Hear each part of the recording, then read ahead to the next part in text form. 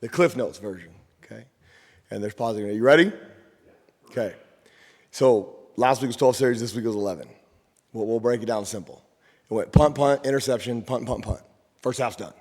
Okay, got an interception on the third series. And then you come out, the ones are going to get one series in the second half because the score has been dominant for, and they screw that one off, and they go down and they miss a field goal. Okay, next series is a pick six. And then so you go miss field goal, interception, punt, punt, punt. Game over.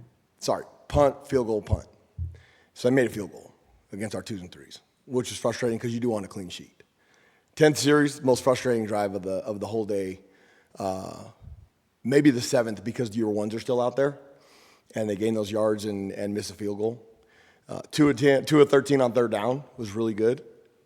The big negatives: 4 runs of over 10 yards, and the very first one of the game is a 16-yard run by a quarterback who we talked about all week is going to run on you and run zone read. And so the very first play of the game, we're in a really good spot and understanding how we do things and what we do and not being over aggressive when we don't need to be, and when I say over aggressive, like not slowing down, we're not going to hit people, but knowing where your fits are going to be. We are not a gap control scheme, and I'll explain some more of that here in just a minute. Like, you've got to understand what gaps are going to be canceled if guys don't make mistakes. And so we've got an outside linebacker and a safety that are too aggressive to the interior run, which ain't going to happen. And so the quarterback pops it, and then we have a DB who we talk about wanting dominant contact. When a blocker comes to you, doesn't make dominant contact. And the best part of that 16-yard run on the first play of the game by Gilkey, who Avery Johnson will do the same thing, and it'll be 60, it won't be 16. But our sideline is annihilating the DB that wasn't aggressive enough on the block. So I'm like, okay, we're going to be all right. Like, the standard is the standard, and he didn't live up to it. And so they were all over him, and he played great the rest of the game. So we go 4 plays later, and we get a punt. So we stop them. We get a big third down on that series, 3rd and 1, and we stop them. Again, 3rd and 1, the offense should have the great advantage, and we do a great job and stop them. They're going to go 4 on 4th, they jump off sides, which we gave them 2 first downs by jumping off sides later in the game, which are the penalties that you have to eliminate. Like, I heard Seth talking about, a guy gets outside and they hold and all that stuff. Moving ball penalties are going to happen. We can't have 9, but moving ball penalties are going to happen, a couple here and there. But like offsides, when you have them in 4th down and you jump when they hard count, that's like the most juvenile thing ever. Like, we got to solve that, okay? The play where, and the 2 interceptions I talked about on the 3rd drive and the 6th drive, like when we were recruiting Trayton and Dalton and Marquise and all those guys to stay, and Jen, like one of our big selling points was in a 4-year period at San Diego State, we had 84 interceptions, led the nation in 4 years. Okay, so like we're gonna hit quarterbacks, and you're gonna have opportunities to intercept the ball. And now the big reason was we had really good players in the secondary there. Well, my appeal to them was, we've got really good players here in the secondary. Well, right now we're leading the nation in turnovers gained. We have to sustain that for the next few weeks, 12 to be exact, so that we can continue down that path of what we did. But we have good players, and we're hitting the quarterback. The first interception was a 3rd down that Gavin's got a great break on the post that Jen intercepts because the ball goes off the receiver's hands, partly because we'd already early on we'd been knocking the tar out of the receivers. Well, if you watch Jackson Gilkey on that play, Deshaun McKnight has we show a 6-man pressure and don't bring 6, and they screw up the protection. And Deshaun McKnight, who's a big man, comes scot-free at the quarterback and about breaks, looked like whiplash. And give Jackson Gilkey a lot of credit because the dude got up every time. And after the game, like, I love to go find those guys and be like, man, you're a tough sucker. Like, I respect the hell out of you because, like, you kept getting up, and there's plenty of opportunity for you not to. So, like, good for him. Like, he looks like a big old tight end playing quarterback who had 40 yards rushing, and Avery Johnson will be a similar body type. So the excitement to defend that this week, okay? There's 4 running plays that I talked about earlier. The first play of the game obviously went for 16 yards, okay? And then you go to the 35th play of the game. We are not a gap control scheme. So when you cancel gap with movement, if that movement doesn't happen because of an assignment error, all of a sudden there's a wide open gap. And now you're having the safety make a tackle for 11 yards. So we've got movement and a guy doesn't wrap like he's supposed to, or he doesn't make a knife on a guard, and all of a sudden there's run pops, okay? Well, you go to play 49 and 51, Those are 2 plays in the 10-play drive where we started on the 47-yard line after a punt return. Well, the very first one, okay, once again, we're canceling gaps inside, so there should be a wall on the outside, and the guy decides to freaking knife it, short edge. Now, on that play, it's a 21-yard run. It was our longest play of the night. Tia Savea, your 3 technique your nose guard in there, does a phenomenal job and runs down the running back 21 yards downfield because Dalton Johnson, here's one of those missed tackle opportunities that I talk about, not being a missed tackle. Dalton Johnson comes across the field and freaking takes his shot at the running back and misses, but the running back has to come to a complete stop to make him miss and get vertical again. Well, as he comes to a complete stop, Tia Savea about cuts his head off from behind and violently misses the ball being another fumble by about 2 inches. Give the running back credit, he hung on to it, but he had no idea the guy was coming from behind, getting ready to decapitate him because he slowed up, and that's a part of the playing hard. Now, 2 plays later, okay, we are on the first drive of the second half. We same thing. Whether you're going to set a wall, you're the contain guy, zone read, don't let the quarterback hold it. Well, we crashed, and sometimes the excuses are funny, as in that's not okay. But we'll save some of the colorful words. And so they run zone read, and they get 11 yards. Okay, so Jackson Gilchrist is 40 yards. 25 of them are on 2 carries. We can't do that with Avery Johnson. So solve that problem, and we'll have better success of that with edge pieces. Now, that 10th drive was against the ones. Those 2 plays that I was talking about, 49 and 51, are against 3s and 4s. And the biggest thing about that, they gave up a field goal. The standard doesn't drop just because you go in there and the game's out of hand. Okay, you've seen the deal. We haven't given up a touchdown in 2 games. I mean, our goal is to keep them out of the end zone. Is it realistic to do this for a long time? Who knows? It's happened 4 times in 40 years. And you go back to the 1992 team that did it, and they actually held 7 of their 11 opponents to single-digit scores. I think the 92 team are probably the best defense of the Desert Swarm era, ever. They finished second in the country. But 7 of the 11, they hold to single-digit, okay?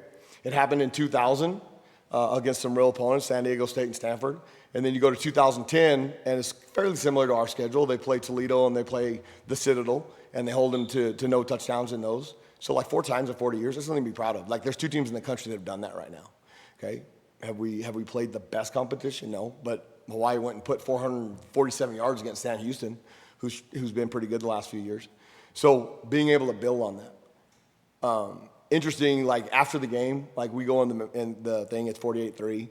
And there's some long faces on some of the coaches, which that kind of drives me crazy, because as we preach to the kids about how hard you're going to work in the 43 to 52 weeks that we make something mandatory, and winning is not easy. And we obviously went the amount of games we lost last year. It doesn't matter who you beat. All the work you put in, when you win that game, we're supposed to have this 24-hour rule where you enjoy it. Go in the locker room and have fun. And so, all the coaches coming in, I'm good luck. Well, we could have done this. Well, guess what? Freaking game's over. We can solve that tomorrow, okay? We got a short week. We better move on. Enjoy this dang thing, because we just want a football game that's not easy to do in no matter who you play. And you know what? We won in pretty dominating fashion on both sides of the ball. I mean, we got out on them early and played really well, okay? The 2s and 3s, now we can go through the whole 10th series, and we'll give you the cliff notes on that, okay? You send a pressure, guy scrambles for 5 yards. Very next play, assignment mistake. Okay, it's 8-play drive, assignment mistake. 3rd play, 0 yards. Riley Wilson makes an appearance, and it's wow, okay, here we go. Next one, once again, you give up, we lose it was the play 49 and 51. We lose contain on the edge, gets down there with an opportunity. Now they're in scoring range. Okay, the very next play, once again, Riley Wilson shows up, but we miss a tackle on a good stunt. We miss tackle, those are going to happen. They get 6. The 3rd play, the 7th play of the series, Riley Wilson makes tackle for loss because we're going to be aggressive, see if we can cause a turnover, and then they kick a field goal, which we came really close to blocking. So we start at the 47, they get 31 yards. Let's eliminate that. Get off the field. Our job is to get off the field. Doesn't matter if you're a 2 or a 3 or a 4. We had some guys out there that had not practiced with us. They were the scout team guys. Doesn't matter. Our expectation and our standard is to do this. Compete in everything you do. Does not matter. The competition that we drive between offense and defense around here will make us better overall. But the ultimate competition, compete to freaking celebrate after the game too. I mean, everything you do. In our house, Uno's a big thing with our family. Our 2 girls, our 2 daughters. It's a big deal. Last night was Uno night. We got home late, but they were still awake before they went to bed. And our 11-year-old who has Down syndrome, she's like, Dad, time for Uno? I'm like, yeah, let's go sit at the table. So my wife and my 2 daughters, we go, now this is going on a tangent, and you can put Coach Shear, you can tell him, like, skip this part. But we're playing Uno, and I absolutely hate losing at anything. And Abby, who, our 11-year-old, like I said, one with Down syndrome, like, we fought for her to be in a gen ed class. Like, we totally believe in inclusion because people are going to learn from her as much as she learns from them. And when we moved here, like, this coaching world is really small. Lute Olson's daughter, Jody Brazzi, I think is how you say her last name, she reached out to my wife and, you know, as a coach's kid and a coach's daughter, and was like, hey, this is where you need to be for your daughter to have success in schools, which is awesome. And so that's like another part of the reason, like 520, like Lute Olson is like a legend around here, and for his daughter to reach out to my wife, like, that's really special. And that's a part of the Tucson community that makes this place special. And I can remember growing up in Albuquerque, Lute Olson saying, like, I'm never going back to the pit because we cheated them in '88 when we beat Sean Elliott with, you know, and Luke Long was on that team, but another tangent. So anyways, we're playing Uno, okay? And so Abby gets down to one card, and I'm like, she doesn't say Uno. And I'm like, not draw 2 cards. And Sandra's like, no, like, come on, give it. I'm like, no. Like, are we talking about inclusion? Like, no, get 2 cards, Abby. Like, I don't care. Like, you should have said Uno. So she draws 2 cards. She didn't win, by the way. Now, Chloe, our 13-year-old, won. I finished second, which really kind of pissed me off. But Chloe wins, and she stands up and gives me the whole, bam, beats you again, like, here we go, because that's 3 in a row that I've lost at Uno night. But, like, that kind of competition in everything, like, okay, we're dads, we're fathers, we're husbands and all that stuff. Like, do that same thing on the field with our 3s and 4s. That stuff is, like, super important. So we made progress between week 1 and 2, okay? Kansas State is like the standard of what we're trying to build. Coach Kleiman's done a great job. You go all the way back to Bill Snyder. Like, Kansas State has a bunch of really tough kids. And Matt Wells is a good friend of mine. We were on the same staff at New Mexico together as assistant coaches before either one of us were coordinators. And I think he's a really good ball coach that will do some things systematically. Like Avery Johnson, like, I'm sure everybody on Coach Shear's message board and in the city of Tucson is like, are we going to be able to edge contain that guy? And Coach B was like, hey, like, we better have an edge tomorrow. Like, those runs around the corner. And I'm like, I agree 100%. So we will have an edge. I think Avery Johnson's a great player. And Matt Wells is doing some things with him different than they did 2 years ago, different than they did last year. Last year he had 18 rushes for 70-some yards against us. So when you get into games now, and this is not a conference game on record, but it's a conference game. I mean, it's a similar opponent. I mean, it doesn't matter. You play all your cards. Like, there's no more holding anything back. It's about winning now and having a chance to elevate to win enough games to win a conference championship, make the CFP, and do all those things. They've got receivers, 2, 1 and 12. Okay, 5 got hurt, broke his hand. It looked like in the game. Didn't sound like he'll play. Dylan Edwards plays number 3. That dude's really dynamic. You saw what he did. I mean, he had the punt return last year against us that I thought changed the entire game. He had a couple edge runs last year where he got around the corner and got vertical on us. Their O-line, I mean, that center, 75, heck, that dude's going to play in the NFL. Like, I think he's a really good athlete, really good player. Okay, you've got Joe Jackson and Devin Rice at running back, who are a 2-headed monster. They're both really fast. They do a great job of running in between the tackles. So there's a great challenge there, because if you put all your money on stopping those 2, Avery Johnson will kill you around the edge. And then they got 2 tight ends that look like Tyler Powell. They put one on the ball, 83, and then Oakley, 86. Swanson is the one that usually is on the ball. He's also on their punt team and is vicious and violent. And then Oakley in space. I mean, between their receivers already having 19 catches and 12 catches in 3 games. That means Avery Johnson is throwing the ball really well, and I think I've seen some improvement between this year and last year in how he's throwing the football, which makes him even more scary, because when you've got a guy that can run like that, you got to be able to, 1, play coverage to be able to give him some different pictures, and then 2, be able to stop the run. Okay, so I'm glad I heard Dalton say that we have a faceless opponent, because it really is. Because there's obviously the big plays that we've given up has been stuff that if we're supposed to cancel gaps and you don't cancel it, shame on you. That's our fault. So solve the things that need to be solved. The faceless opponent is not going to change whether it's this week or next week against Iowa State or the following week after that. You've got to continue to prove on yourself as a football team, and then give them the situations that prepare them best for the football game to have a chance to win. I'm proud of where our football team is. Guess what? That's all behind us now. That's history. We've beaten 2 teams we should have beaten. Okay? And there was concern in the offseason that we might not beat those 2 teams. Well, we've beaten 2 teams that we should have beaten. Give Hawaii and Weber State all the respect and credit in the world. They came, and with the distractions that we had Saturday night with lightning delay of 2 hours, when our kids took the field, it was impressive. I mean, really proud of that. That's a mature group. And Kansas State ain't going to hold anything back on Saturday. I fully expect Dylan Edwards to play. I fully expect those guys to be sharp and physical. And Coach Kleiman's a great coach. He knows how to get his team fresh and ready to play. And the most scary thing about a really tough football team is if they handle the recovery right and they're fresh, it's going to be a violent war. And, like, if we get an opportunity to step on their throat, like Seth said, like, let's go gut them. And they're going to have the same philosophy with us. So Friday night's going to come really quick. We want the entire 5-2-0 to show up. The Zona Zoo was awesome, even after the Lightning show, okay? And so let's make this place like what a Big 12 school is. Like, let's show the Big 12 that there's a problem in Tucson. And when we talk next week, hopefully there is a problem in Tucson. So that was a little bit shorter. Where are we at, Coach Shear? 16:40. See? Cliff notes. There we go. Yeah. Oh, sorry. Go ahead, Brett. So, talking about Avery Johnson, how do you think that your first 2 opponents help you prepare for dual threat quarterbacks like that? Well, unfortunately, the first one, Mike Alejado was really hobbled.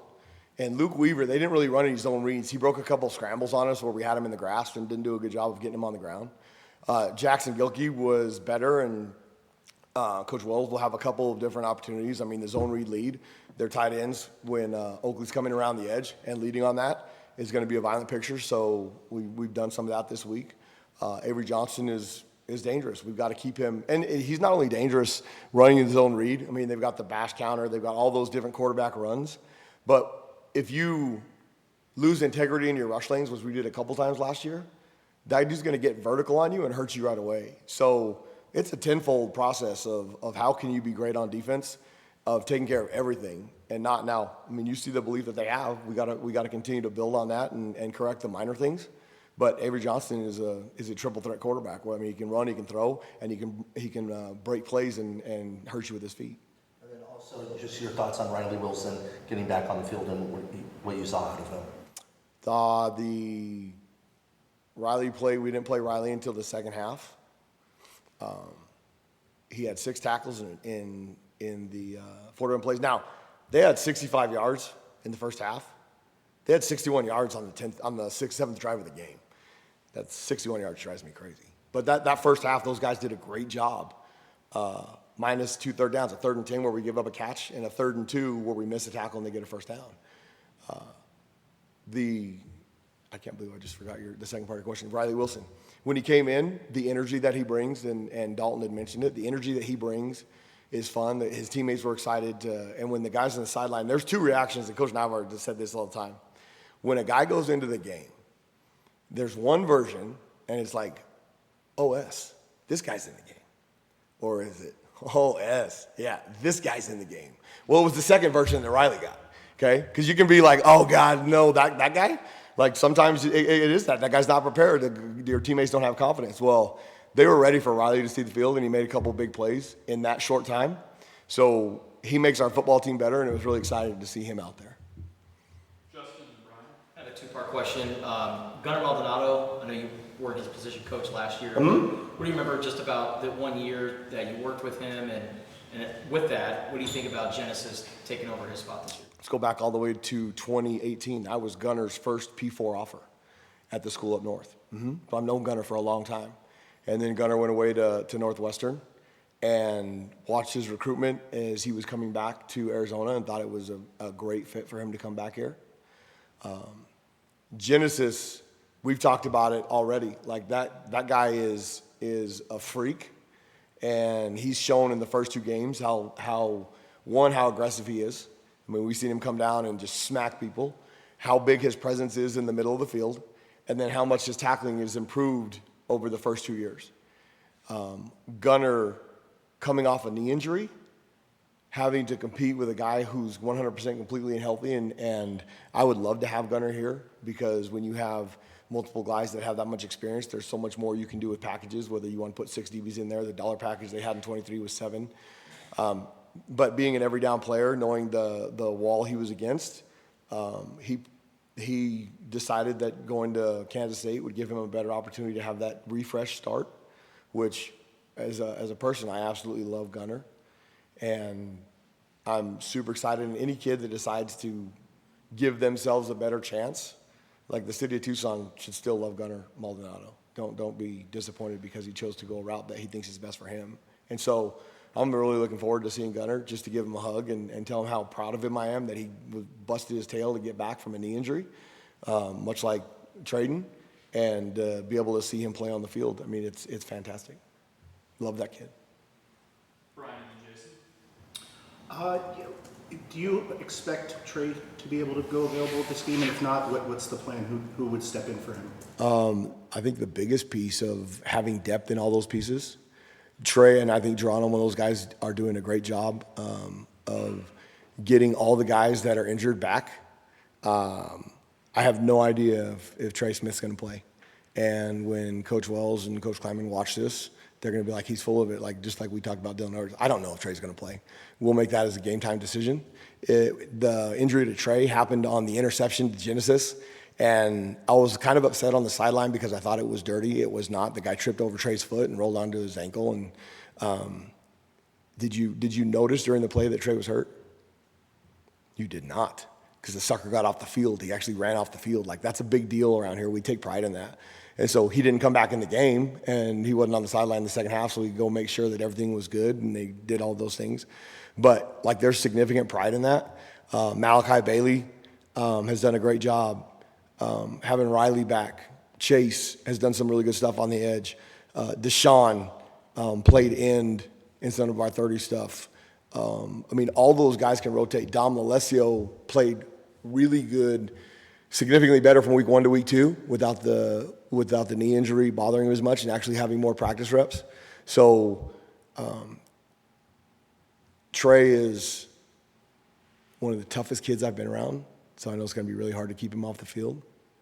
But unfortunately, as coaches, we don't get to make those decisions. I mean, you always look out for the best interest of kids, but I want everybody to play. So that's why they let those guys, and that's why they don't tie trainers to coaches' contracts anymore, like in the old days. Because guess what? In the old days, all those guys would be on the field, but it's smarter now. Jason and Michael. How is this year's offense under Matt Wells different than last year's? So if you go back to when Matt was at Utah State and also at Texas Tech, but more so Utah State, where he was calling it every single down. The movement and pieces they try and give you, they're very similar to what we do defensively. They try and give you a bunch of pre-snap pictures and completely change it by the time the ball's snapped. The movement, when he has weapons, especially scary with Dylan Edwards, like the different things that they can do with that guy, because you can line him up at wide out, you can put him in the backfield, you can run the fly sweeps and all those series with him. The big mass shifts and motions, it gets DB's eyes dirty. And like if you're going to play a lot of man coverage, which we've shown in the first 2 weeks, like if you're not great in concentration, you're going to see guys in purple and gray running around by themselves. Like that's a bad plan. So those are the things more so what they did than they did last year. The running game with Avery, and I don't know if they changed something in the way he throws, but I think Avery's throwing it better this year than he did last year. 2 years ago, at the end of 23, like all the different stuff that they did with Avery Johnson shows you how elite he is as a runner. And now he's playing elite as a passer. So, I mean, they've done a great job of coaching him and making him a better player. So Matt does a great job of moving things around, giving you different pictures, running different plays out of the same picture. I mean, I think really good coordinators and play callers, they set you up for failure, and they do things that make you think they're going to get something and then give you the same picture and give you something else. And it's very similar to what we try and do. So, I mean, it'll be fun. I mean, when Matt left New Mexico, and I'm fairly handy in the stuff I like to do. I mean, I like to do projects and stuff. I redid the entire floor of that dude's house to help him sell it. Like we gutted out all the carpet and tile and put in wood flooring. And so I'll remind him of that before the game. Like, hey man, you owe me. Like, let's have some fun after this. Let's try and kill each other. Michael and Justin. I have a flooring project at home if you're. Hey, spring break is the time that we have off. Like 43 of the 52 weeks of the year, spring break. Let's attack this thing. We'll attack everything. We'll compete and like see who's better by the end of it. Yeah. The question question is, what are the kind of the main coaching points when it comes to containing a mobile quarterback or someone who might, execute those kind of zone read plays?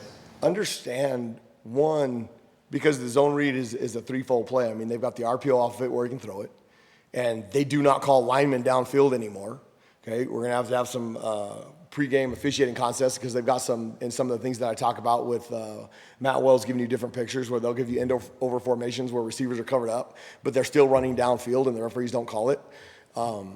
Because they do it so fast and they move so fast and all those things, the referees half the time don't even know because it's not their fault. It's just the way, it's the design of it. It's smart, so you can cut guys loose that way. So in the old days when you had an end over, you knew you didn't have to cover a guy. Well, you better cover him because they might still throw it to him and they won't catch it.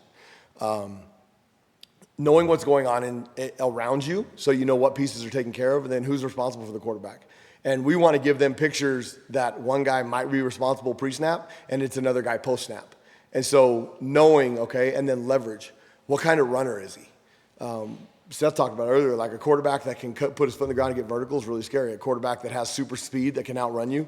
I mean, there's different versions. So know what you're getting and then put your best athletes in space to be able to match that up. Like if you ask a nose guard to set the edge and come around on a stunt and be the quarterback player, well then shame on you. That's your fault. Okay, don't put kids in positions where they can't do something. Those are the kind of things that we've stressed this week and knowing. And as this thing evolves, as they get better, like I said in after the Hawaii game, I called a defense conceptually that should have worked that we didn't understand. Well, they were ready for it in week 2, and it worked. We stopped them on 3rd and 1. So there's positives in learning small pieces of that. We've drilled and stuff, and we've done some more walkthrough stuff with the shortened week so that we can get some learning pieces and then come after them. And then today was we went full pads yesterday, full pads again today on a short week. Like we're gonna try and get ready for a physical game on Friday because it's gonna be a super physical game. Finish up with Justin. So what's it like going up against Trey Spivey in practice? So the Trey Spivey from spring to the Trey Spivey to now, he's playing significantly faster. And when you know what you're doing and you know how to do it, usually you can play with more confidence, which he is. I think he's playing one. I think Colin and those guys did a great job because his body has kind of changed from the spring to the summer, so he's bigger and stronger, which when you throw a ball, like the very first ball of the Hawaii game, like they threw that into 3 dudes, and he jumped up over all of them and caught it. I didn't see him doing that in the spring. He's bigger, faster, stronger. He went down the other day in practice and hopped right back up, and it's the mentality piece of it. And I think that carries in everything you do. I mean, he's probably attacking his classes the same way he's attacking the playbook and the same way he's attacking his relationship with his girlfriend. It's like win at everything. And because of that, you've seen significant improvement from when he first got here.